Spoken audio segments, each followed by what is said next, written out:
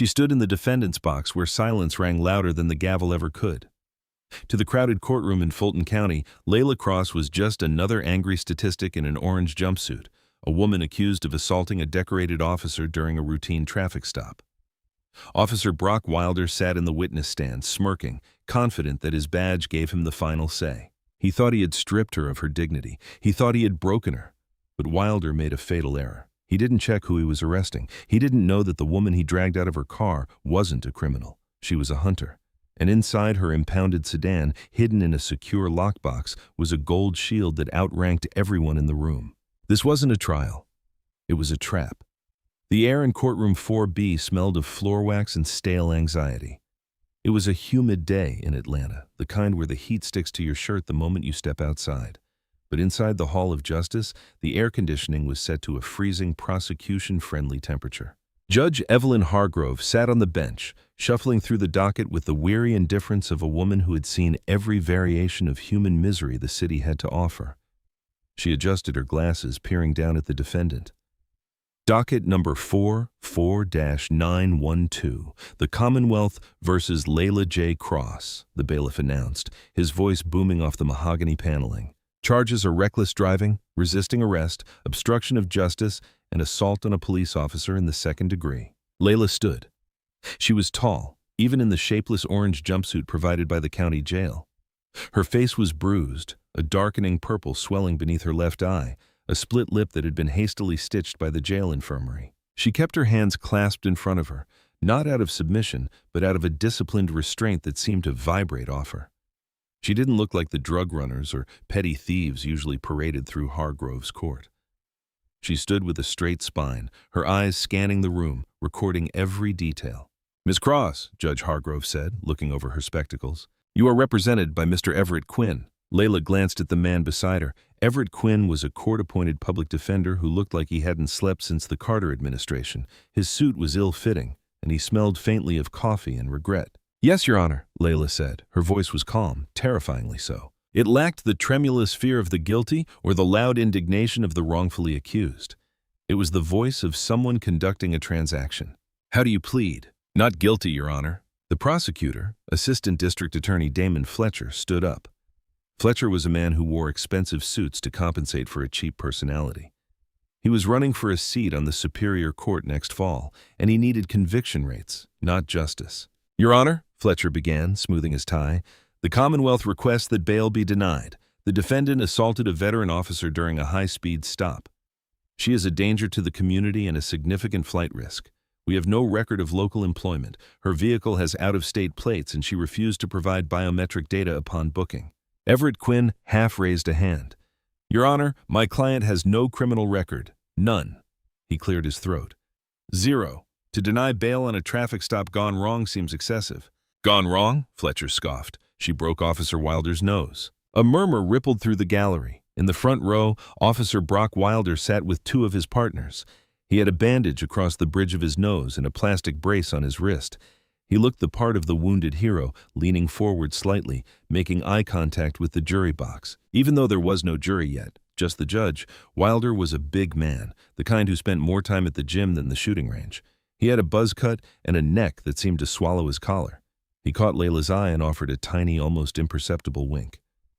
"Gotcha," the look said. Layla didn't blink. She just cataloged it. Subject displays arrogance consistent with unchecked authority.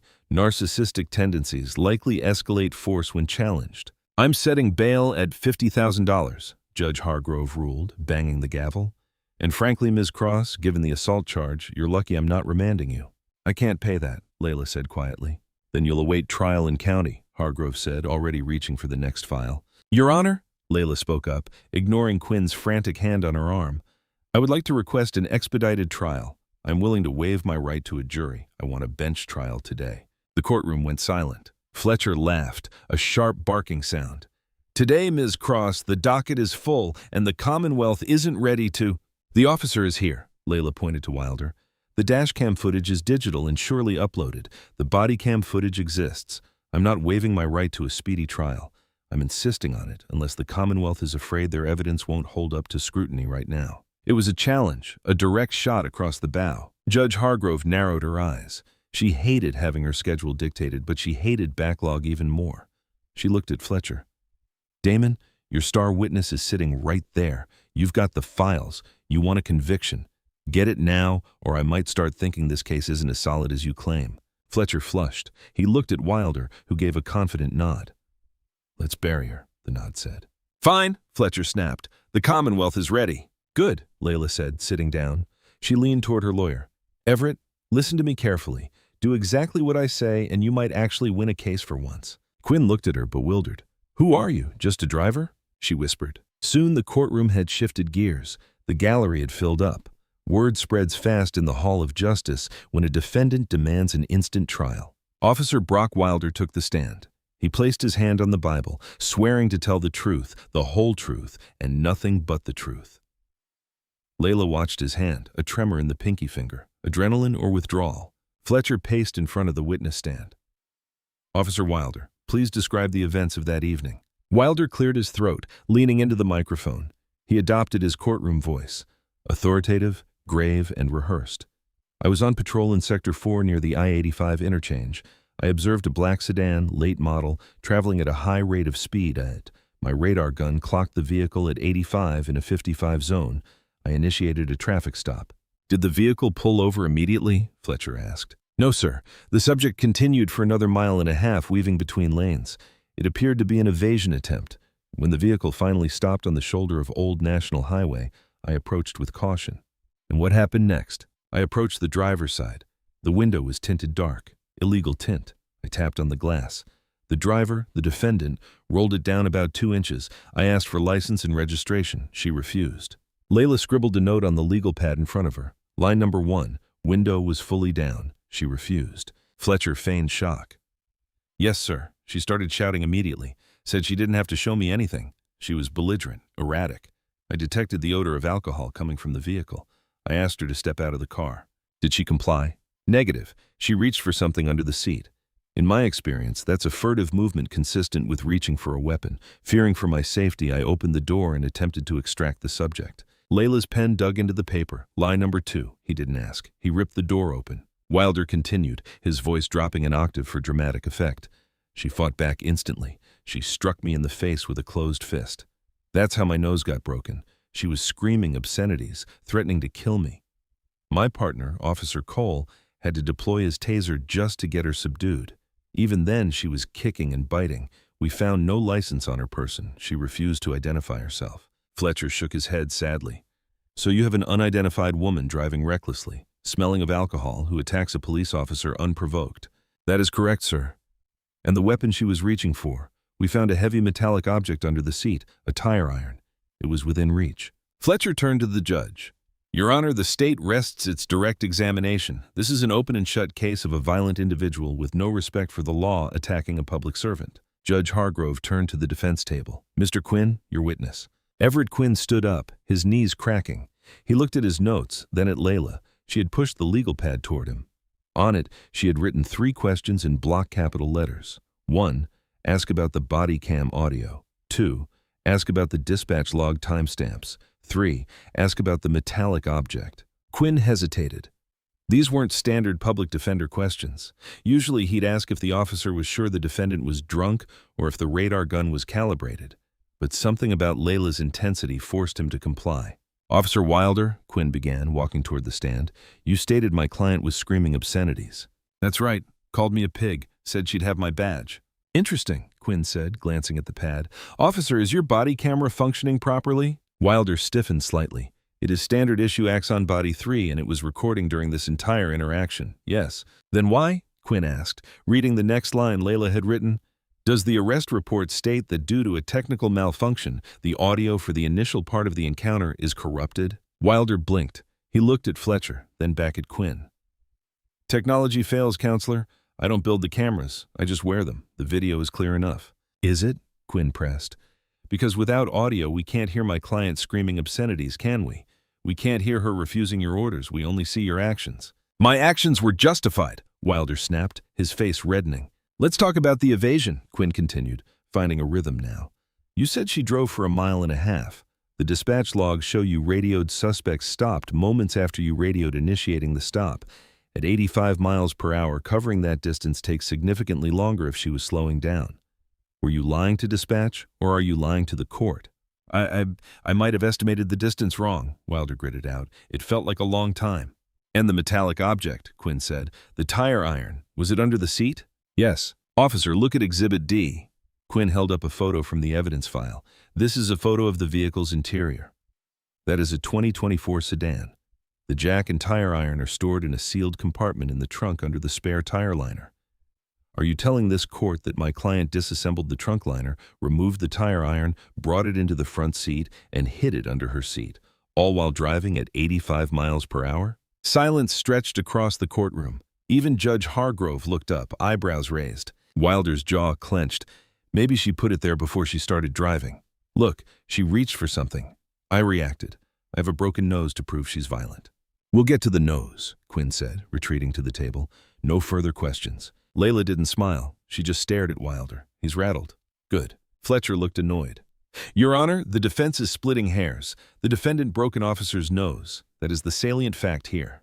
Call your next witness, Judge Hargrove said, her tone slightly cooler than before. The Commonwealth rests, Fletcher said. The officer's testimony and the medical reports are sufficient. Very well, Hargrove said. Mr. Quinn, call your first witness. Quinn looked at Layla. I hope you know what you're doing, he whispered. I'm the only witness we need, she said, standing up. The defense calls Layla Cross. As she walked to the stand, the chains on her ankles clanking against the wood, Layla saw Wilder smirk again. He thought the cross-examination had been a minor annoyance. He thought a black woman in a jumpsuit testifying against a white cop in Georgia was a suicide mission. He was about to find out just how wrong he was. Assistant District Attorney Damon Fletcher buttoned his suit jacket as he approached the witness stand. He smelled blood in the water. To him, Layla Cross was a gift, a belligerent defendant stupid enough to take the stand where he could tear her credibility to shreds. Cross, Fletcher began, his voice dripping with condescension. Let's review your version of reality. You claim you weren't speeding, you claim you didn't resist, and yet Officer Wilder sits there with a broken nose. Did the nose break itself? No, Layla replied calmly. Her posture hadn't changed. She sat with the poise of a statue. I broke it. Fletcher turned to the gallery, throwing his hands up. Aha, a confession. You admit you assaulted the officer? I admit I neutralized a threat, Layla corrected him. Her eyes locked onto Fletcher's. They were cold, analytical. There is a difference between assault and self-defense, Mr. Fletcher, just as there is a difference between a lawful arrest and a kidnapping. Kidnapping? Fletcher laughed, a harsh grating sound. That's dramatic. You were pulled over for speeding. You have no local address, no employment record we could find. And you were driving a vehicle registered to a P.O. box in Quantico, Virginia. You fit the profile of a drug courier, Ms. Cross. Were you high that night? I don't use narcotics, and I wasn't speeding. So the radar gun lied, the officer lied, the dispatch logs lied, everyone is lying except you. Fletcher leaned over the railing, invading her personal space. Tell me, Miss Cross, what do you do for a living? Since you claim not to be a criminal drifter, surely you have a profession. Layla paused. She looked at Judge Hargrove, then at Wilder, who was whispering something to his partner, snickering. I work for the government, she said efficiently. The government? Fletcher mocked. What's the DMV? The post office? Did you get fired? And that's why you're so angry at authority figures. Mr. Fletcher, Layla said, her voice dropping a few decibels, forcing the room to lean in. You asked about the metallic object Officer Wilder found under my seat. He claimed it was a tire iron. He claimed I reached for it to kill him. We saw the picture of the tire iron. Fletcher dismissed her. You saw a picture of a tire iron in the trunk? Layla countered, sharp and fast. But the object under my seat, Officer Wilder never logged it into evidence, did he? He logged tire iron because it fit his narrative. But he knows what he really felt when he reached under that seat. He felt cold steel. Yes, but it wasn't a tool for changing tires. Wilder stopped smiling. His face went pale. Your Honor, Fletcher sighed, the defendant is rambling. I'm answering the question regarding my employment, Layla said, turning her gaze to the judge. Mr. Fletcher claims I'm a flight risk with no ties to the community. He claims I'm a danger to the public. He claims I reached for a weapon. I reached for my credentials. The room went still. The air conditioning hum seemed to get louder. Credentials? Fletcher blinked. What credentials? Layla leaned forward, her chains rattling against the wood of the witness box. Mr. Fletcher, if you had bothered to run my plates through the federal database instead of the local DMV, you would have been flagged for a level 5 security clearance block. If you had bothered to check the serial number on the metallic object your officer confiscated but refused to present, you would see it as a government-issued lockbox. She took a breath and then dropped the hammer. My name is Special Agent Layla Cross. I'm a senior field operative for the Federal Bureau of Investigation Human Trafficking Task Force. And the man sitting in that front row didn't arrest me for speeding. He pulled me over because he saw a lone black woman in a nice car, and he thought I would be an easy target for a shakedown. Fletcher froze. His mouth opened, but no sound came out. Judge Hargrove's head snapped up. She looked at Layla, then at the prosecutor. "Mr. Fletcher," she said, her voice low and dangerous, "is this true?" I have no idea, Your Honor. She's lying. She's obviously delusional." Fletcher stammered, sweat instantly beading on his forehead. "It's a fantasy. She's a violent criminal trying to—" "Officer Wilder," Judge Hargrove barked. Wilder stood up, looking like a deer in headlights. "Your Honor, she's lying. There was no badge, just the tire iron," Layla cut in. "Then bring the evidence bag, not the one you prepared for court, the one currently sitting in the impound locker labeled personal effects. Item number 44B, a black leather wallet. Inside you will find a gold shield, serial number 8940, and a federal ID card." "Bailiff!" Judge Hargrove yelled. "Go to the property clerk now. Retrieve item 44B from the defendant's impounded effects." "Your Honor, this is highly irregular," Fletcher tried to intervene. "Sit down, Damon," Hargrove snapped. "If I find out you've been prosecuting a federal agent on trumped-up charges, irregular is going to be the least of your problems." The courtroom waited. The silence was suffocating. Minutes ticked by, then more. Layla sat perfectly still, staring at Wilder. He couldn't meet her eyes.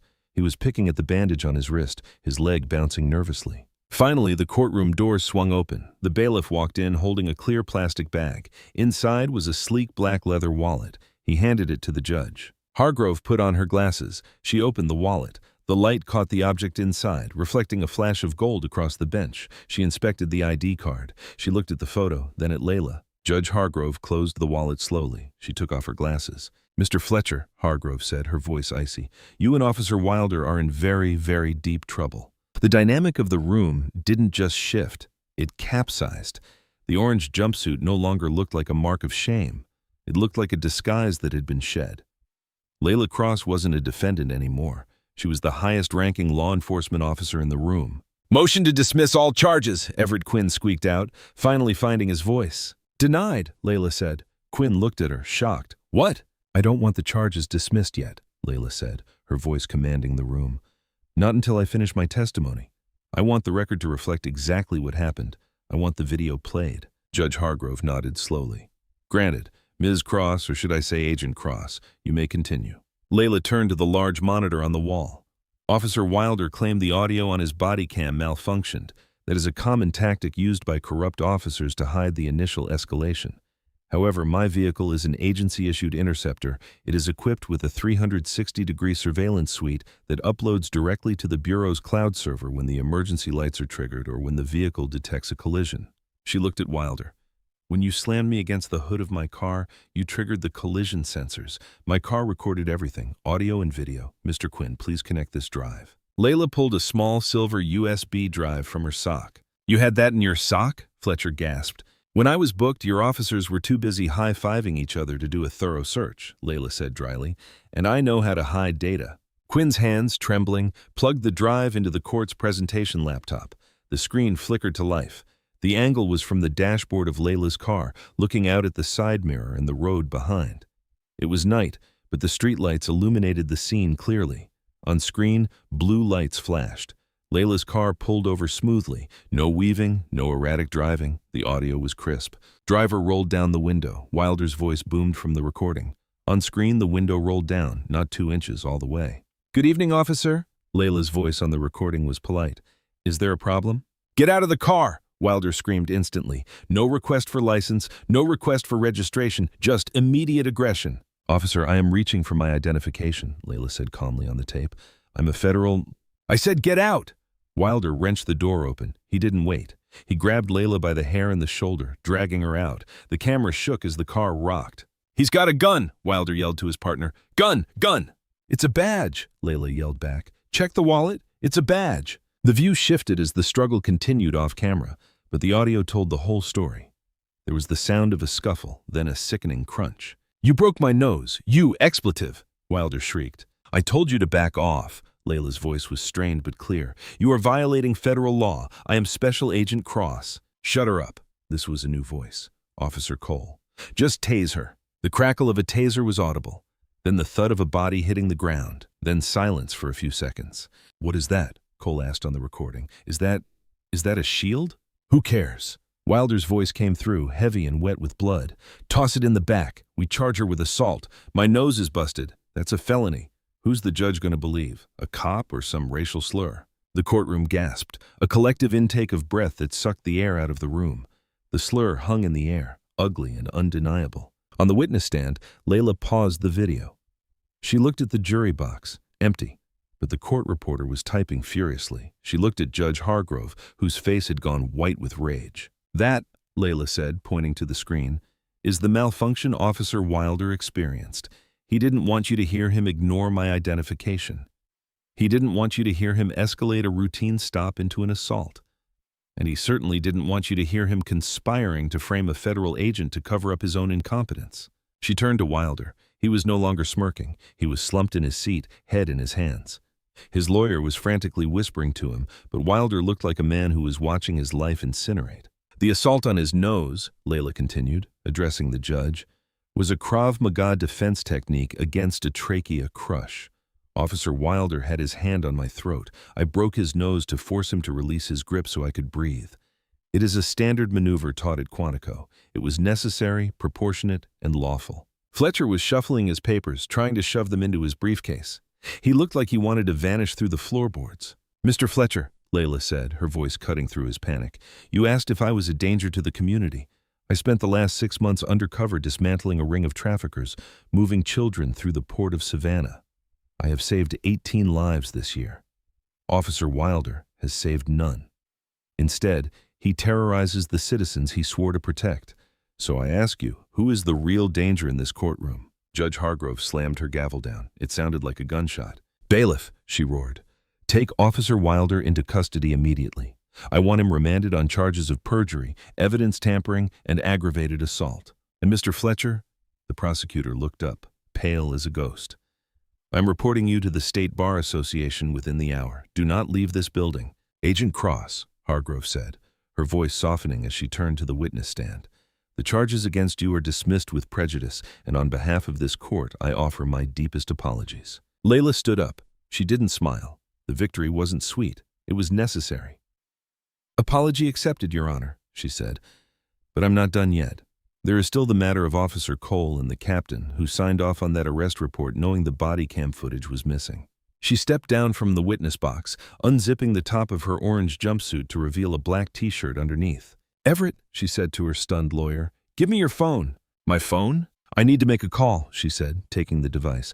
"I need my team here. We're turning this police precinct inside out." But as Layla dialed, the doors to the back of the courtroom burst open again.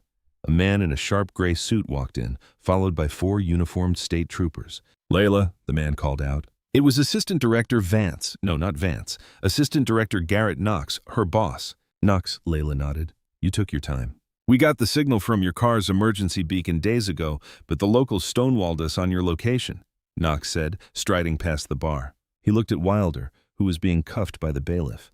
"Is this him?" "That's him," Layla said. Knox looked at the judge. "Your Honor, Agent Cross is currently the lead on a classified federal operation. The detention of this agent has compromised a 2-year investigation. The FBI is taking jurisdiction over this entire incident." The twists weren't over. Layla looked at Knox and she saw something in his eyes, a flicker of hesitation. "Knox," she said slowly, "how did they stonewall you? You can track my car's GPS to within 3 feet. Knox stiffened. "Paperwork, Layla. You know how it is. Jurisdictional red tape." Layla narrowed her eyes. She knew the Bureau. She knew Knox. If a frantic agent triggered a distress beacon, the cavalry arrived in helicopters within the hour, not days later. "Red tape," she repeated. She looked at Wilder, then back at Knox. Wilder, realizing he was going down, suddenly shouted, "I called the number. I called the number in the wallet. The guy said to hold her. He said to keep her locked up for 48 hours. The room froze again. Layla turned slowly to face her boss. "You called the number in the wallet?" she asked Wilder. "My emergency contact?" "Yeah," Wilder yelled, desperate to trade information for leniency. "The number on the back of the ID, I called it. I told him we had a Fed. He said, Keep her off the grid. I'll handle it. That's why I deleted the audio. I was following orders. Layla looked at Knox, her boss, the man who had been her mentor for 10 years. Layla, don't listen to him, Knox said, forcing a smile. He's a dirty cop trying to save his skin. The number on the back of my ID goes to your direct line, Knox, Layla said, her voice barely a whisper. She took a step back. The courtroom had just become a battlefield again. This wasn't just about a racist cop. This was a setup. The silence in courtroom 4B was no longer the silence of legal procedure. It was the silence of a standoff. Layla stood in the well of the court, the orange jumpsuit suddenly feeling like a tactical liability. She was unarmed, shackled at the ankles, and facing 4 armed state troopers and her own assistant director, Garrett Knox. Knox sighed, adjusting his cufflinks. The mask of the concerned mentor slipped entirely, replaced by the cold pragmatism of a career bureaucrat who had buried too many bodies. You always were too sharp for your own good, Layla, Knox said, his voice echoing in the vaulted room. I gave you a chance. A few days in county, a slap on the wrist. You would have been released, the charges dropped, and you could have gone back to your desk, but you had to make a scene. Days, Layla repeated, her mind racing, connecting the dots. The shipment, the Savannah port seizure. It wasn't next week, was it? It was yesterday. Knox smiled thinly. The assets have already been moved. You're too late. Assets? Judge Hargrove interrupted, standing up behind her bench. Director Knox, I don't know what kind of game you're playing, but you have no authority to threaten a defendant in my courtroom. Bailiff, secure the doors. Sit down, Evelyn, Knox snapped, not even looking at her. He signaled the troopers. Secure the prisoner. Agent Cross is suffering from a psychotic break. She's a danger to herself and others. We are transferring her to a federal psychiatric facility for evaluation. 2 of the troopers stepped forward, hands on their holsters. These weren't ordinary troopers, Layla realized. Their movements were too fluid, their eyes too dead, mercenaries in uniform. This is a courtroom, Everett Quinn shouted, stepping in front of Layla. He looked ridiculous, a disheveled public defender shielding a highly trained federal agent. But his courage was real. You can't just take her. Move aside, counselor, one of the troopers growled, shoving Quinn. The lawyer stumbled back, crashing into the defense table. That's enough, Layla said. Her voice was low, but it carried the weight of a thunderclap. She looked at Knox. You want to take me? You'll have to do it here in front of the cameras. She pointed to the court reporter's camera, which was still recording. She pointed to the security cameras in the corners of the ceiling. Knox sneered, cut the feed. One of the troopers moved toward the AV rack on the side wall. He yanked a bundle of cables out. The monitors went black. The recording light on the reporter's camera blinked off. Now, Knox said, unbuttoning his jacket to reveal the shoulder holster beneath. No witnesses, no record, just a tragic incident where a rogue agent attacked a police officer and had to be put down. Wilder, still cuffed in the jury box, looked terrified. Wait, you can't kill her. I didn't sign up for murder. I just wanted to rough her up. You're a loose end, Brock, Knox said dismissively. Trooper, handle the cop, too. The atmosphere shattered. Layla didn't wait. As the trooper reached for Wilder, Layla dropped to the ground. She swept her shackled legs in a brutal arc, catching the nearest trooper behind the knees. He buckled, his head cracking against the wooden railing of the gallery. Run! Layla screamed to the gallery. Panic erupted. The few spectators scrambled for the doors, screaming. Knox drew his weapon. Take her down. Layla rolled behind the heavy oak defense table just as a bullet splintered the wood where her head had been a second ago. Everett, keys, she yelled. Everett Quinn was on the floor, hyperventilating. What? The bailiff's keys. Get them. The bailiff, an older man named Otis, was crouching behind the prosecution table, paralyzed with fear. He slid the keyring across the floor. It skittered over the linoleum, stopping 2 feet from Layla. Bullets chewed up the floor around her. Knox wasn't playing games. He was spraying the area. Layla grabbed the keys. With hands that didn't shake, she found the small silver key for the ankle cuffs. Click. The chains fell away. She was free. Get the judge into her chambers, Layla ordered. Everett, with me. With you? Are you insane? Quinn squeaked. Do you want to die here, Everett? Layla grabbed him by the collar, hauling him up. Knox can't leave witnesses. That includes you. She shoved Quinn toward the side door leading to the holding cells and the judge's corridors. She looked back one last time. Wilder was cowering under a bench. Wilder, she shouted. If you want to live, get down and stay down. She grabbed the heavy laptop from the defense table, the one with the USB drive still in it, and hurled it through the side door, diving after it. A split second later, the defense table was riddled with automatic fire. Layla kicked the door shut and threw the deadbolt. They were out of the kill box, but now they were trapped in the maze of the courthouse corridors. And the hunters were coming. The back corridors of the Fulton County Courthouse were a labyrinth of beige hallways, fluorescent lights, and heavy security doors. Usually they were quiet places of administrative boredom. Now they were a war zone. Layla and Quinn sprinted down the hallway. Layla moved with predatory grace. Quinn ran like a man whose cardio routine consisted of pacing while on the phone. "Where are we going?" Quinn wheezed. "The exit is the other way." "The exits will be covered," Layla said, scanning the ceiling for signage. "Knox will have a perimeter set up outside within minutes. If we walk out those doors, we get sniped. We need high ground and we need a signal." "A signal like a flare. Better. We need to broadcast." They reached a junction. To the left, the holding cells. To the right, the stairwell to the judge's chambers and the IT server room. "Up," Layla commanded. They burst into the stairwell. Layla paused, listening. Heavy boots were thudding on the floor below. The troopers were breaching the side door. "Move, Quinn." They scrambled up 2 flights of stairs. Layla's mind was working through the tactical situation. Knox had maybe 4 men inside, probably another 2 outside. He was confident, which made him sloppy. He thought he was cleaning up a mess. He didn't realize he was fighting a ghost. They reached the 4th floor, the judge's chambers. Layla kicked the door open. Judge Hargrove was there, pacing, clutching her cell phone. "No signal," Hargrove said, her face pale but her eyes furious. "They've jammed the cell towers. I can't get a line out to the police chief." "Knox brought a jammer," Layla said, locking the stairwell door and jamming a chair under the handle. "He's isolating the building. He wants to scrub this whole floor clean before the real cops show up." "Who is this man?" Hargrove demanded. "He's your boss." "He was," Layla said. She moved to the window, peering through the blinds. Down on the street, she saw 2 black SUVs blocking the entrance. Men with rifles were turning civilians away. "He's been running a pipeline. I thought I was investigating a cartel using the port. Turns out I was investigating his retirement fund. He's selling seized state secrets and protected witnesses to foreign buyers." Quinn slumped into a leather chair. "Protected witnesses? You mean people?" "Human trafficking isn't just for labor, Everett," Layla said grimly. "Sometimes it's for information, high-value targets that are supposed to be in witness protection. Knox finds them, grabs them, and sells them back to the people they testified against. That's what was in the containers yesterday. People." A heavy thud shook the door they had just barricaded. Then another. They were using a battering ram. "We have moments before they breach," Layla said. She looked at the judge's desk.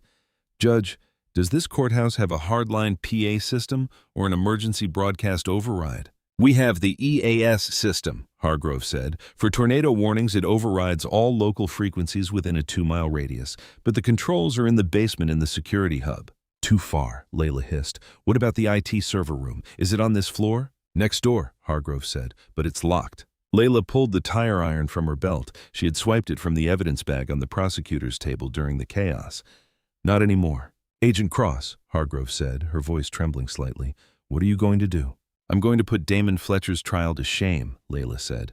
"Everett, bring the laptop. Judge, barricade yourself in the bathroom. Do not come out until you hear sirens, real sirens." Layla and Quinn ran into the hallway. The stairwell door was buckling. Wood splintered. Layla smashed the glass of the IT server room door and reached in to unlock it. They tumbled inside amongst the humming racks of servers. "Okay, Everett," Layla said, slamming the laptop onto a crash cart. "You're a tech guy, right? You knew about the metadata on the body cam." I play World of Warcraft," Quinn stammered. "That's not exactly hacking." "Close enough.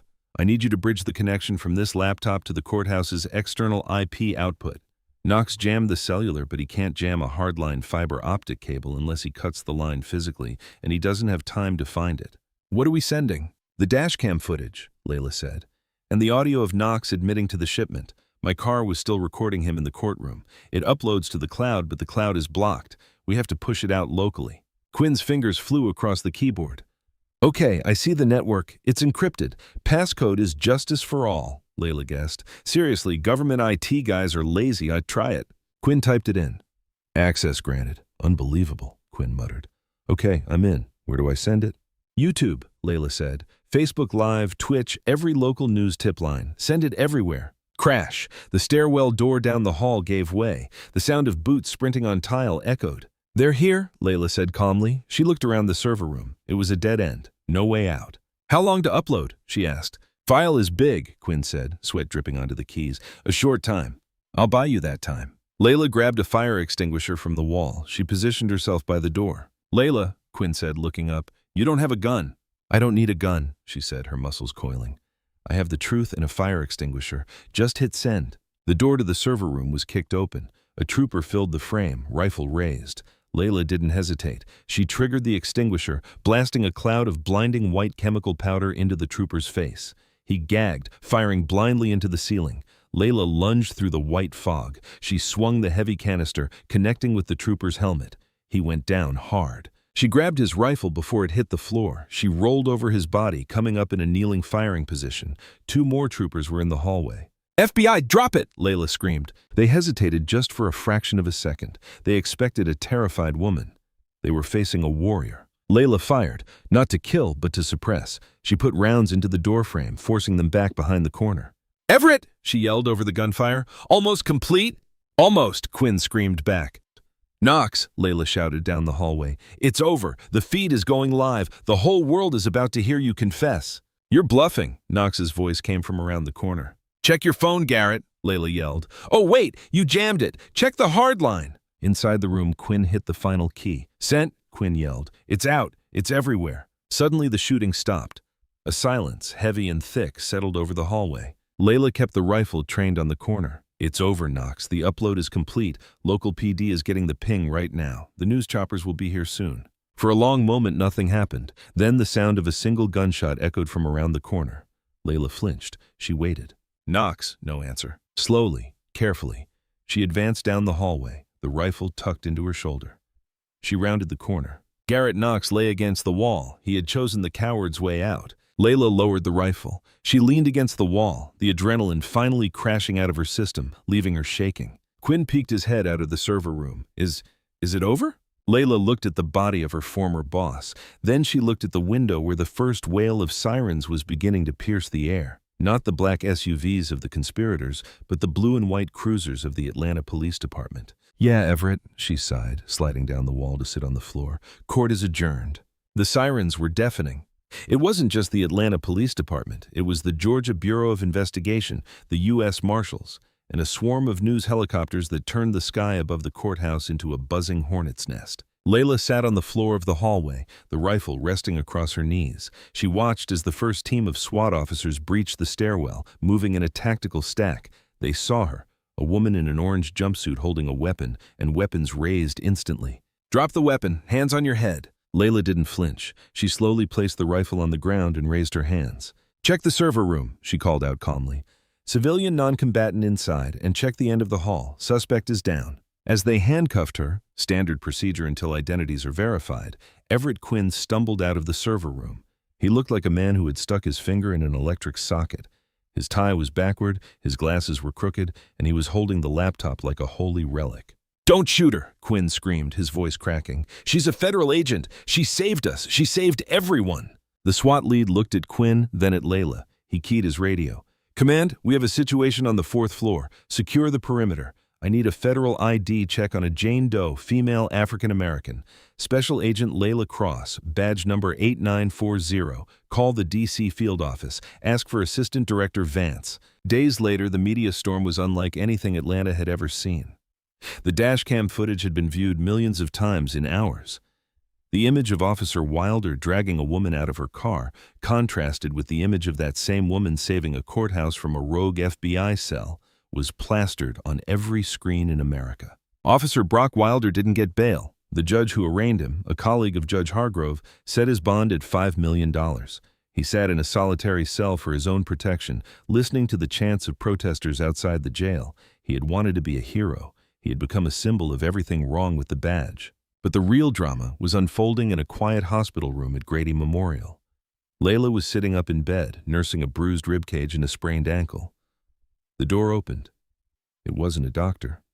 It was the Attorney General of the United States. Agent Cross, the AG said, walking in with a grim expression. Or should I say special agent in charge? Layla put down her book. I haven't accepted a promotion, sir. You don't have a choice, the AG said, sitting in the plastic visitor's chair. Knox is dead. His network has been dismantled thanks to the files you and Mr. Quinn uploaded. We found the shipping containers in Savannah. We recovered 12 witnesses who were about to be sold to a cartel in Sinaloa. You didn't just stop a corrupt cop, you stopped a massacre. What about the charges? Layla asked. Expunged as if they never happened. The traffic stop, the assault, the resisting arrest, All gone. The AG leaned forward. However, the Bureau has a problem.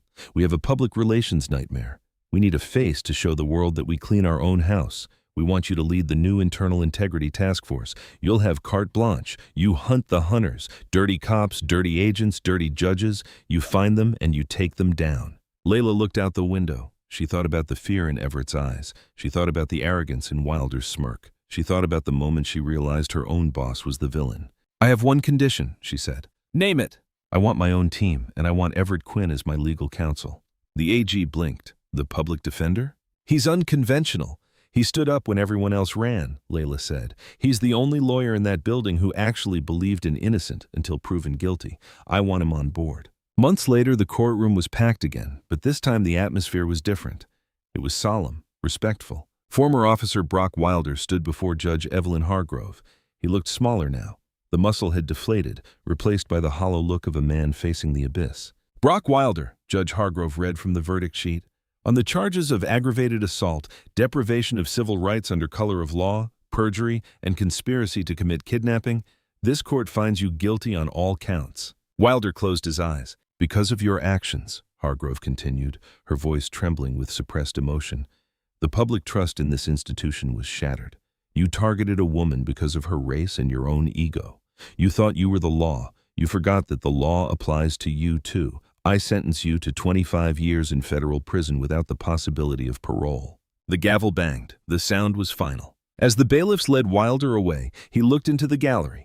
In the front row, wearing a tailored Navy suit and a gold badge on her belt, sat Layla Cross. Next to her was Everett Quinn, looking sharp in a new suit that actually fit. Wilder paused. He looked at Layla. He wanted to say something, maybe an apology, maybe a curse, but he saw the look in her eyes. It wasn't anger, it wasn't hate, it was pity. He looked away and let them drag him through the door. Layla stood up. "Ready to go, boss?" Quinn asked. "Yeah," Layla said, checking her phone. A new alert had just come in. A corrupt sheriff in Alabama was running a speed trap extortion racket. "Let's go to work." She walked out of the courtroom, her heels clicking on the marble floor. She walked out of the Hall of Justice and into the bright Atlanta sun, not as a victim, not as a defendant, but as the one thing Wilder never expected her to be, the law. And that is the story of how one arrogant mistake brought down an entire empire of corruption. Officer Wilder thought he was dragging a helpless victim into his web, but he ended up catching a tiger by the tail. It's a powerful reminder that prejudice isn't just morally wrong, it's a tactical failure. You never know who you're dealing with, and true power doesn't need to shout, it just needs to wait for the right moment to strike. What do you think? Did Wilder get what he deserved with 25 years? And would you watch a series about Layla and Quinn hunting down corrupt officials? Let me know in the comments below. If you enjoyed this story of justice served cold, please hit that like button. It really helps the channel grow. Subscribe and turn on notifications so you never miss a twist. Thanks for listening, and I'll see you in the next one.